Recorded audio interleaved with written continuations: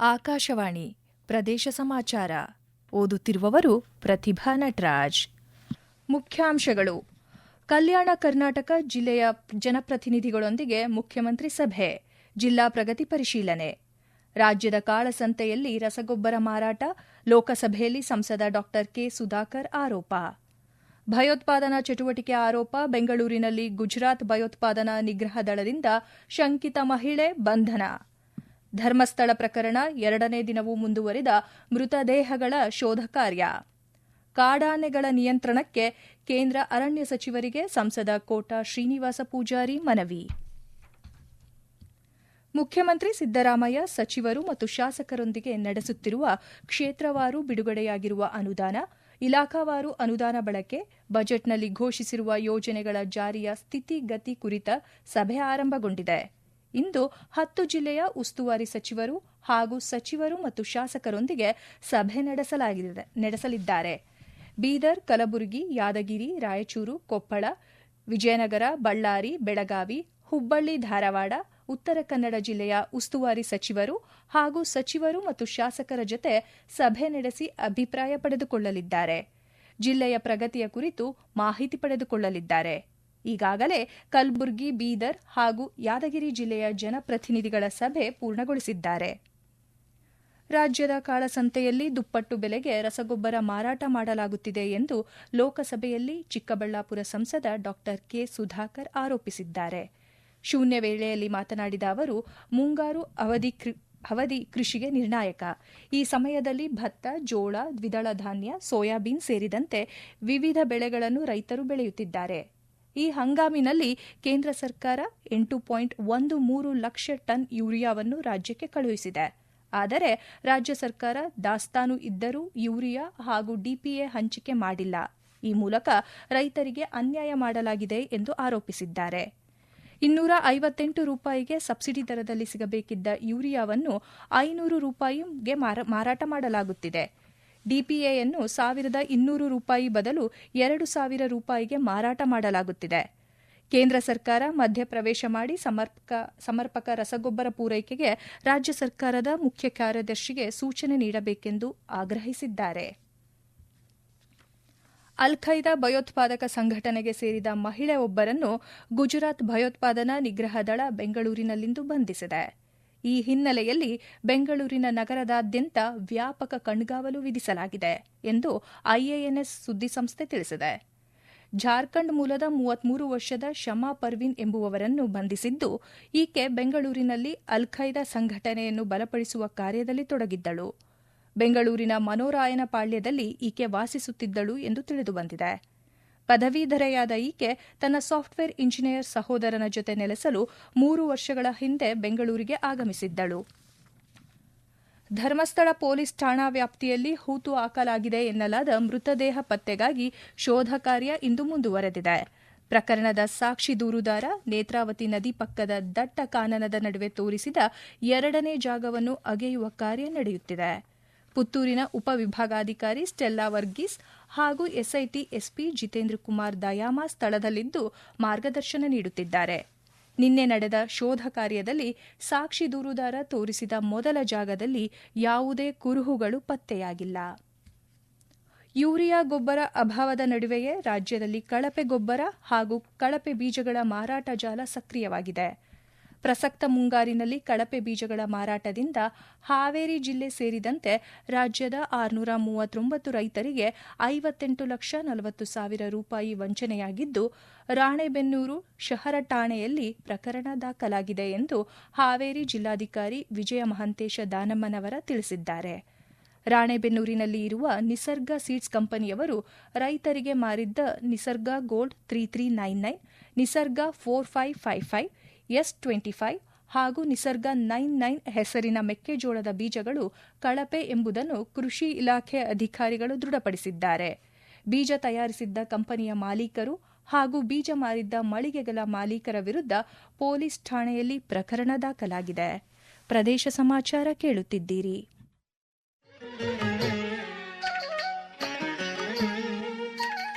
ಸತ್ಯ ಮತ್ತು ವಿಶ್ವಾಸಾರ್ಹ ಸುದ್ದಿಗಾಗಿ ಕೇಳಿ ಆಕಾಶವಾಣಿ ವಾರ್ತೆ. ಪ್ರತಿದಿನ ನಿಮಗಾಗಿ 7 ಕನ್ನಡ ವಾರ್ತಾ ಸಂಚಿಕೆಗಳನ್ನು ಪ್ರಸಾರ ಮಾಡುತ್ತೇವೆ. 4 ಪ್ರದೇಶ ಸಮಾಚಾರ ಹಾಗೂ 3 ರಾಷ್ಟ್ರೀಯ ವಾರ್ತೆಗಳು. ಪ್ರಾದೇಶಿಕ ಸುದ್ದಿ ವಿಭಾಗದಿಂದ ಪ್ರತಿದಿನ ಬೆಳಿಗ್ಗೆ 7:05, 7:35, ಮಧ್ಯಾಹ್ನ 12, 1:10, 2:30, ಸಂಜೆ 6:40 ಹಾಗೂ ರಾತ್ರಿ 7:35ಕ್ಕೆ ವಾರ್ತಾ ಪ್ರಸಾರವನ್ನು ಆಲಿಸಬಹುದು. ಈ ವಾರ್ತೆಗಳನ್ನು ಮೊಬೈಲ್ನಲ್ಲಿ ನಿಮ್ಮ ಬಿಡುವಿನ ಸಮಯದಲ್ಲಿ ಆಲಿಸಲು news on air app download ಮಾಡಿ. ಈ ಆಪ್ ಮೂಲಕ ಕನ್ನಡ ಮಾತ್ರವಲ್ಲದೆ ವಿವಿಧ ರಾಜ್ಯಗಳ ಸುದ್ದಿ ಸಮಾಚಾರವನ್ನು ಸಹ ಕೇಳಬಹುದು. ನೈಜ ನಿಖರ ಸುದ್ದಿಗಳಿಗಾಗಿ ರೇಡಿಯೋ ಆನ್ ಮಾಡಿ ಅಥವಾ news on air app download ಮಾಡಿ.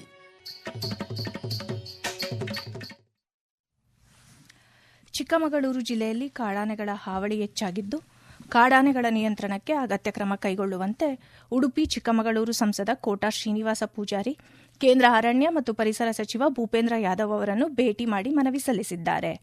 ಜಿಲ್ಲೆಯ ಹಲವೆಡೆ ಕಾಡಾನೆಗಳ ಹಾವಳಿ ಹೆಚ್ಚಾಗಿದ್ದು, ರೈತರ, ಕಾರ್ಮಿಕರ ಜೀವಹಾನಿ ಜೊತೆಗೆ ಬೆಳೆಗಳನ್ನು ನಾಶ ಮಾಡುತ್ತಿವೆ.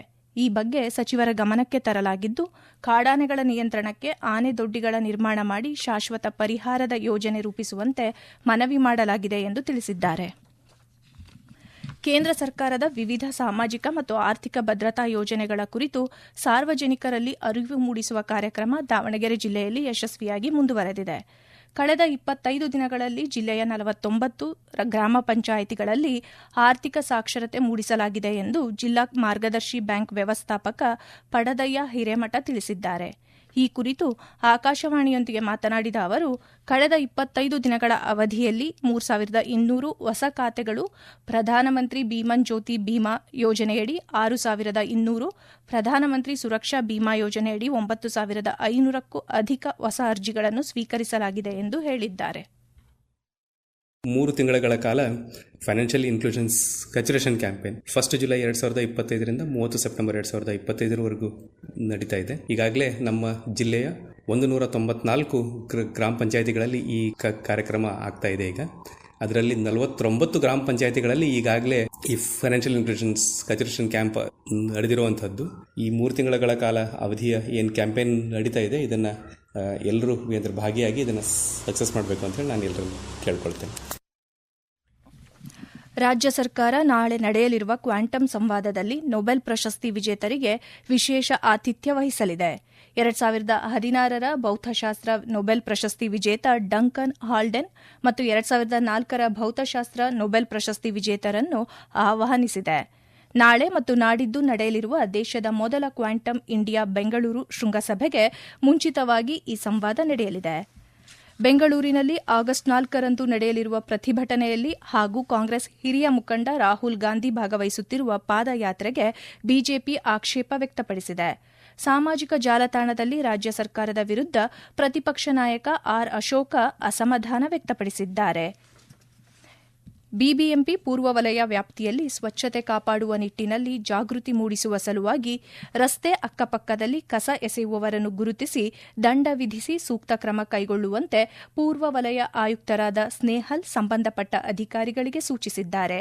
ವಲಯ ಮಟ್ಟದಲ್ಲಿ ವ್ಯವಸ್ಥಿತ ಸ್ವಚ್ಛತಾ ಕಾರ್ಯನಿರ್ವಹಣೆ ಜಾರಿಯ ಉದ್ದೇಶದಿಂದ ಇಂದು ವಾರ್ಡ್ 62 ರಾಮಸ್ವಾಮಿ ಪಾಳ್ಯದಲ್ಲಿ ಪರಿಶೀಲನೆ ನಡೆಸಿದ ವೇಳೆ ಅವರು ಹಲವು ವಿಷಯಗಳಿಗೆ ಸಂಬಂಧಿಸಿದಂತೆ ಸೂಕ್ತ ಕ್ರಮ ಕೈಗೊಳ್ಳಲು ಅಧಿಕಾರಿಗಳಿಗೆ ನಿರ್ದೇಶನ ನೀಡಿದ್ದಾರೆ. ನಿಗದಿತ ಸಮಯದಲ್ಲಿ ಕಡ್ಡಾಯವಾಗಿ ತ್ಯಾಜ್ಯ ಸಂಗ್ರಹಿಸಲು ಆಟೋ ಟಿಪ್ಪರ್ ಚಾಲಕರಿಗೆ ಸೂಚನೆ ನೀಡಿದ್ದಾರೆ. ನೀವು ಆಕಾಶವಾಣಿಯ ಎಲ್ಲಾ ವಾರ್ತೆಗಳನ್ನು Akashvani news Kannada YouTube channel ಮೂಲಕವೂ ಆಲಿಸಬಹುದು. ಕೊನೆಯಲ್ಲಿ ಮತ್ತೊಮ್ಮೆ ಮುಖ್ಯಾಂಶಗಳು. ಕಲ್ಯಾಣ ಕರ್ನಾಟಕ ಜಿಲ್ಲೆಯ ಜನಪ್ರತಿನಿಧಿಗಳೊಂದಿಗೆ ಮುಖ್ಯಮಂತ್ರಿ ಸಭೆ, ಜಿಲ್ಲಾ ಪ್ರಗತಿ ಪರಿಶೀಲನೆ. ರಾಜ್ಯದ ಕಾಳಸಂತೆಯಲ್ಲಿ ರಸಗೊಬ್ಬರ ಮಾರಾಟ, ಲೋಕಸಭೆಯಲ್ಲಿ ಸಂಸದ ಡಾ ಕೆ ಸುಧಾಕರ್ ಆರೋಪ. ಭಯೋತ್ಪಾದನಾ ಚಟುವಟಿಕೆ ಆರೋಪ, ಬೆಂಗಳೂರಿನಲ್ಲಿ ಗುಜರಾತ್ ಭಯೋತ್ಪಾದನಾ ನಿಗ್ರಹ ದಳದಿಂದ ಶಂಕಿತ ಮಹಿಳೆ ಬಂಧನ. ಧರ್ಮಸ್ಥಳ ಪ್ರಕರಣ 2ನೇ ದಿನವೂ ಮುಂದುವರೆದ ಮೃತದೇಹಗಳ ಶೋಧ ಕಾರ್ಯ. ಕಾಡಾನೆಗಳ ನಿಯಂತ್ರಣಕ್ಕೆ ಕೇಂದ್ರ ಅರಣ್ಯ ಸಚಿವರಿಗೆ ಸಂಸದ ಕೋಟಾ ಶ್ರೀನಿವಾಸ ಪೂಜಾರಿ ಮನವಿ. ಇಲ್ಲಿಗೆ ಪ್ರದೇಶ ಸಮಾಚಾರ ಮುಗಿಯಿತು. ನಮ್ಮ ಮುಂದಿನ ವಾರ್ತಾ ಪ್ರಸಾರ ಸಂಜೆ 6:40ಕ್ಕೆ.